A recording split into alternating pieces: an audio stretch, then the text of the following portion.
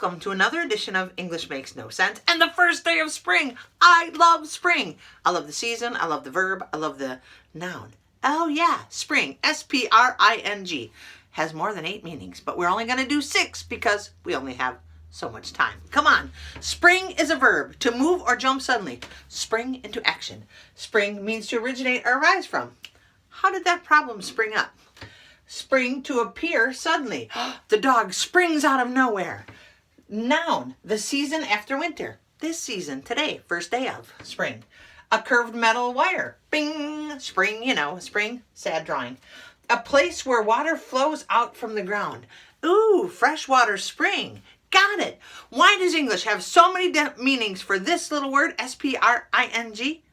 I don't know, but now you can read and understand this set of sentences, I hope. I love spring. The birds sing, the tulips spring from the ground. The ice melts and the water flows from the springs. What? Come on, English.